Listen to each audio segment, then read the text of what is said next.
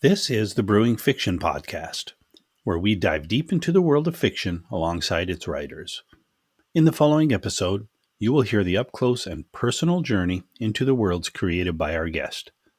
So grab your cup, get comfortable, and let us pour you a steaming cup of captivating storytelling. Here on the Brewing Fiction Podcast, we bring hidden stories to life and share them with the world.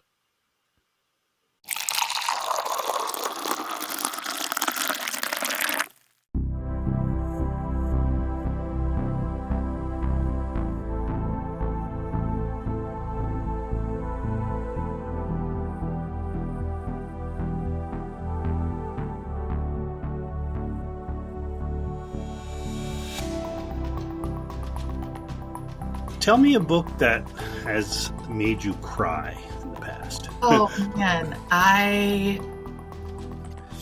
don't know. Like I do get very emotional when I read books sometimes. Oh, you know what? Mm-hmm. Me too. I think of one. I've read it like a million times, and I still love it. It's actually a trilogy. Have you heard of the author Guy Gabriel Kay? I have not. No, he's a Canadian fantasy author, and he writes historical fiction. But his Fionaver Tapestry and the first book in the series is called The Summer Tree. Man, I bawled like a baby in those because are just amazing. They're so well written, and there's magic, and there's love stories over the ages, and there's fights, and there's war, and it just has a bit of everything, and it's such a beautifully written book. Like, it's very poetic also. His writing is beautiful. Awesome. To check out his work. Yes. The next time I feel like having a good cry. Exactly. There's high adventure, but any good book has some sad parts too. So there are some parts. Oh yeah, definitely. Why? We have to torture our readers. Exactly, right? I love it. I'm going to ask you a question now, and it's going to lead into probably a very lengthy conversation. How do you feel about AI and its effect on writing?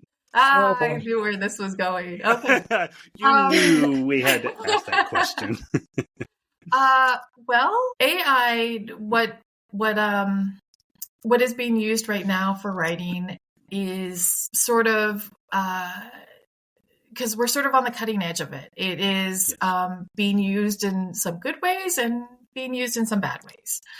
Right. For example, the way that the companies have trained the programs on writers' works without their permission is currently being fought out in the courts because they basically train their programs on the copyrighted work of people who did not say that they could. Right. So Absolutely. People who then benefit from that are basically stealing their work. And you know what? Again, it's being fought out in court, so hopefully no one will hold my words against me.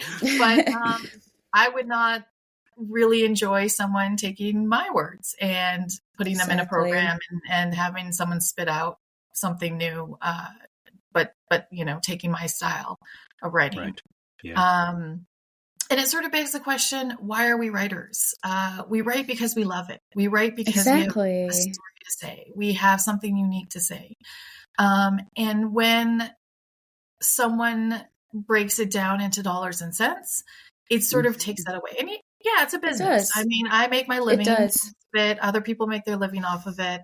Sure. But when it's only for profit and it's run through big corporations who are not looking out for the little guy and not looking out for the creativity of it, then it loses a lot of why we're doing this.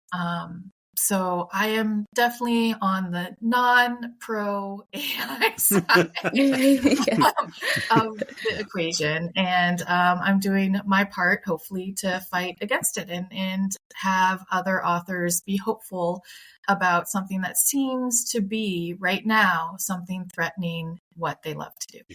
How do you feel about authors who do use AI like Chat GPT to outline their novels or help them outline a story or generate story ideas for them?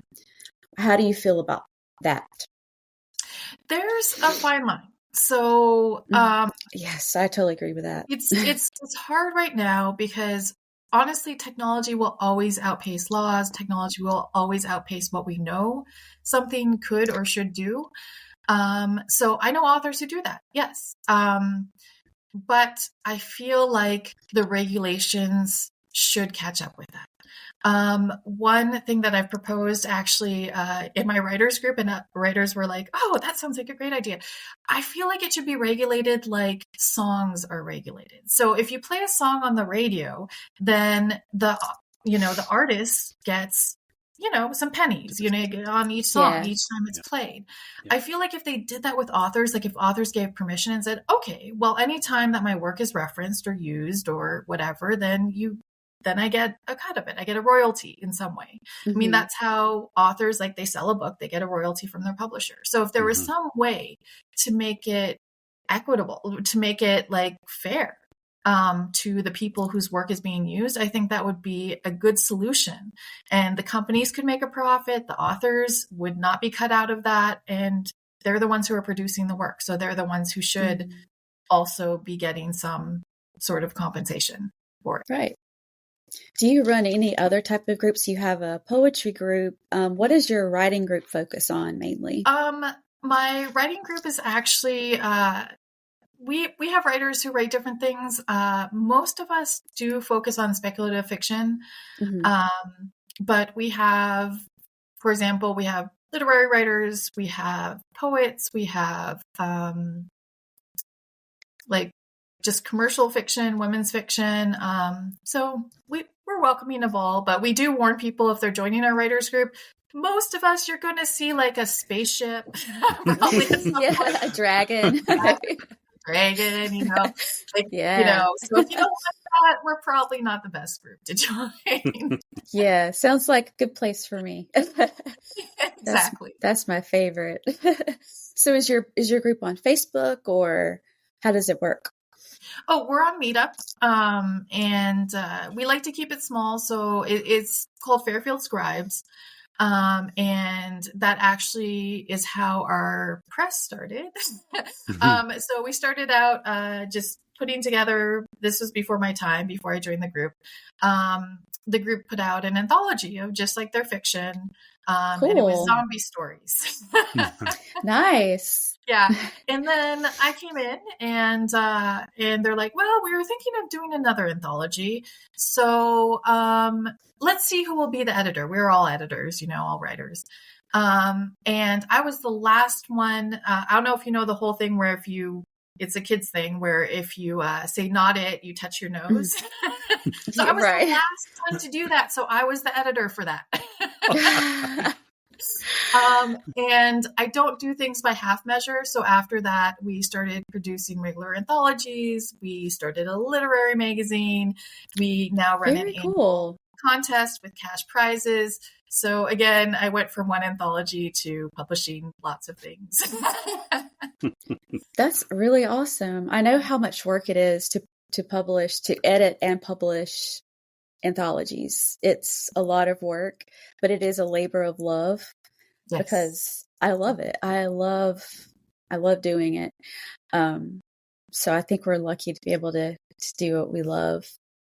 It's true. Yeah, what a great way to make a living. Something you love. If you love what you do, you'll never work a day in your life, right?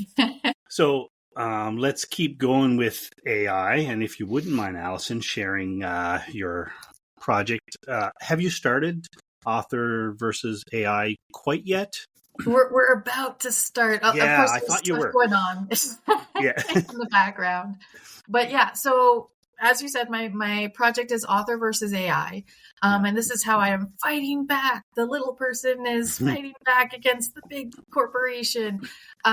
So yeah, basically my plan, and this comes out of my ghostwriting, this comes out of my own writing. I write pretty fast, and I get that a lot of writers are not like that. They, they take much longer to produce a book. I don't.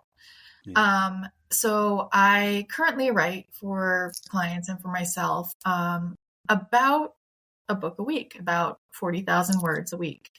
Wow. So, right? Oh my God. That's the actual definition of a book. It's 40,000 words. That is goals. Yeah. Granted, it's not 100%. Sometimes I write more, sometimes I write less. But it's about that. So a friend of mine who is actually also an editor, yay editors, was like, well, if you're doing this for other people, why aren't you doing it for yourself? And I was like, oh, crap, that's a great idea. And he was actually, his name's Robert Rente. He's a fantastic editor in Alberta. He actually came up with the tagline Author versus AI for me, because we were talking about AI also during that conversation. And so my goal is to write a book a week for a whole year, 52 books in total. Wow. And all genres. I have a whole list. I think it's 32 genres and subgenres. And I will be starting on Global Book Day this month, April 23rd. Wow. And it will run all the way to Global Book Day of next year.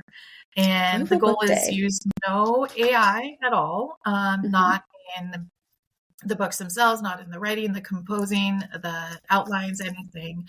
And also another thing that I'm doing, because I like to go local, and my aunt is an artist, is I am going to be reaching, or I have been reaching out to artists in my community who have signed up to be on board with this project, and they will be doing the art for the covers.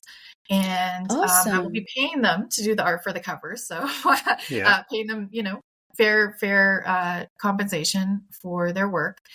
And so the covers won't be AI, the interior won't be AI, it will be all human creativity in each of these books. And I'm very excited about it.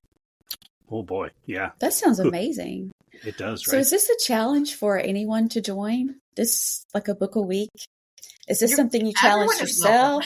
That is such an amazing accomplishment. That kind of lights a fire under me.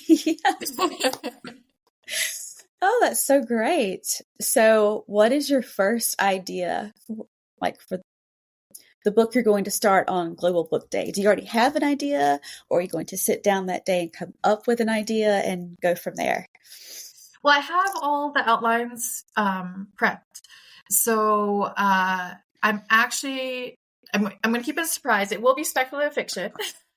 Okay. That's fair. That's I will be posting on my website about the first book, sort of the back cover copy type of description of it. I will be posting that on my website prior to starting, so people can follow along with my journey. I'll be posting regularly on my website. I might take a few short videos and throw them up on YouTube or TikTok or something, so people can see me pulling out my hair.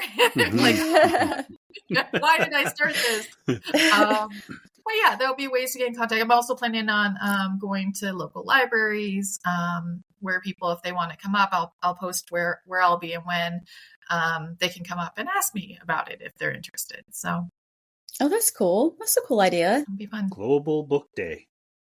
Making a note here. Yeah, that's really cool. So, how do you you said you like to be local? How do you approach people locally? How have you garnered an audience from your local community? So one way that I've learned all about publishing is I try everything once, at least. That's so good. Yeah, I mean, it's It's how most people learn, I guess. You can try and you fail, then you try and then you succeed. That's right. That's right. So I love being where I am because there's a wonderful community of writers. There's a wonderful community of poets. There's many writers groups. There's the Writers Guild. There's the Stroll of Poets. So there's a ton of local. There's also national organizations to join if you want to get the word out. So definitely look around, and libraries are great resources too. There are a lot of writing groups, readings through local libraries too. Great. Those are good ideas for reaching out. Do you have your books in local bookstores? I do have them. They're also in local libraries. So again, I like to tell people, yes, I'm losing a sale if I direct them to the library, but hey, you can also read it for free if you just like to read it. So I do like to support local libraries too. Yeah, that's great. That's great. That is great. It's interesting because that's the first thing I thought about when my cousin has released a couple of books, and when he posted that he finally had his books into libraries in Newfoundland, I was like, that is so cool. However, you're losing sales by offering, right? But who doesn't love a library? So and it makes you feel like you're not necessarily losing. I mean, you might be losing one or two, but hey, what if they love your book? Then they might buy it, or they might buy your next one. So exactly right. Hopefully, creating lifelong fans, more accessible. Yes. For kids, or are you more adult? I guess you're more adult oriented, but like if you have children or anyone who can't really afford to buy a lot of books, having it in the library is a great way, like you said, to start building a new fan base. Yeah. Well, I have a funny story. So I moved to the town I live in, which is a small town outside of Edmonton, about 1.5 years ago. And the local library has my books. And my daughter, my first book is a YA. So my daughter, her friends found out that I was an author and that I had written a YA book. And so all her friends read my book. They went to the library. Nice. Oh, that's so cool. That is cool. And I didn't know about this at first because they were sort of like passing, oh, I love this book. And then they passed it to the next person. Oh, I love this book. So like it actually, now I don't know if it's a fan base, but all of her friends think I'm cool. So that's nice. In my book. Yeah, definitely. Very cool story. That is very cool. And you know what? I think you're right. It's a fan is going to support you anyway. So if you get a fan from a library, your fan for life is going to support your work down the road too. So yeah, I love that. What I was looking forward to most today was hearing about your author versus AI, and I can't wait until you get going on that. Looking forward to it, and we'll try and do is release the podcast the week before, just so that more word gets out there for you. And is there anything else you'd like to share about author versus AI? Any advice you can offer our listeners to pump them up, to get them excited about writing, maybe starting their journey? Yeah. Well, for author versus AI, one thing that I do plan to do is, as I mentioned, I am going to be, having different artists do the book covers. And I do plan on running a Kickstarter for that. So I would love if people are interested in the project to maybe check out the Kickstarter. This is just to pay the artists. And it will have fun prizes. For example, because I'm writing so many books, I can do this.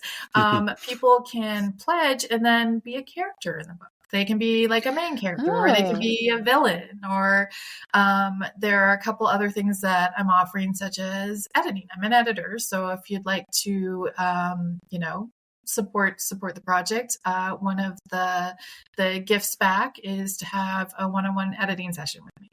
Wow. So there's going to be a lot of fun stuff that people could sign up for it. And then you're supporting a great cause and you're paying artists, which is always a good thing.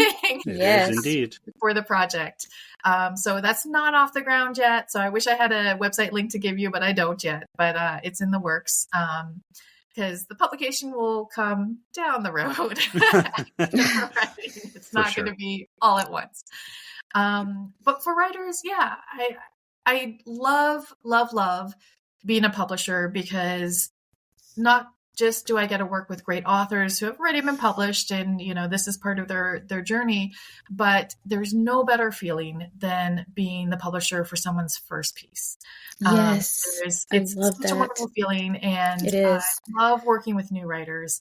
But the number one thing is just persistence, because rejection is hard, but it's such a big part of this business.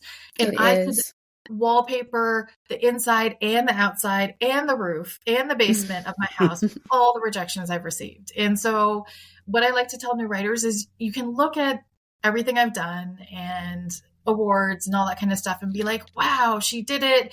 And it's so amazing. And she has all this stuff behind her name. But like, there were years that it took me where I got rejection after rejection after rejection. And I was like, oh man, I should give up. But I didn't, because I love it. And as long as you love it, you're going to find an editor or a publisher or an agent, or even self-publishing yourself and finding a reader who will love it as much as you do, because we put our heart and soul into every piece, and you're going to find someone who connects with you over it, and you can inspire the next generation of writers and readers. So don't give up.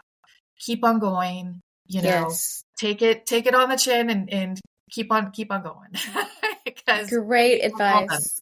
Oh, that is, and it's so great. Easy to get caught up in imposter syndrome and comparing yourself to other writers. And we have to remember to sort of stay in our lane, as far as we need to only compare ourselves to our past writing and not to other people. And look at how far you've come. Read your old pieces. And then you're like, wow, I have come a long way. So Keith, you said you're a new writer. I am. Make sure you keep everything. And then years later, you'll look back at it and say, wow, you can see all of that growth. Such great advice. And that is exactly why the Brewing Fiction podcast was started. I want writers like myself to hear from writers like you two, and so much advice. Awesome. Well, thank you. Thank you, Alison, for being on the show today. Yes, thank you. Looking forward to Author versus AI. And I will link your website and hopefully some future links for Author versus AI and your Kickstarter and all those good things. Definitely. I'll invite the listeners to check out the podcast homepage to find all those links and see where it goes for you. Perfect. Thanks so much for having me. This was a lot of fun. It was so great to meet you, and you have so many exciting things on the horizon. So I'm really excited to follow you and see where your journey takes you. Awesome. Thank you so much.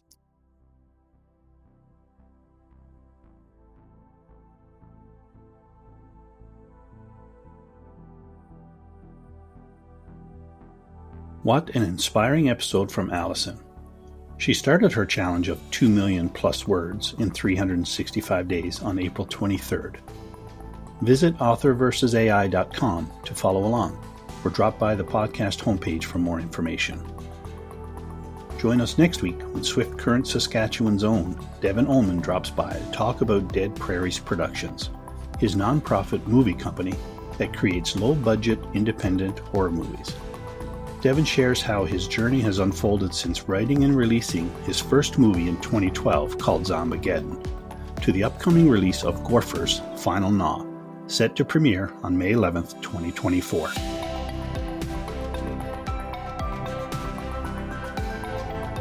Stop by the podcast homepage to see what else is brewing on the Brewing Fiction podcast. You can find the link in the description. And don't forget to click the subscribe button to be notified whenever a new episode is released.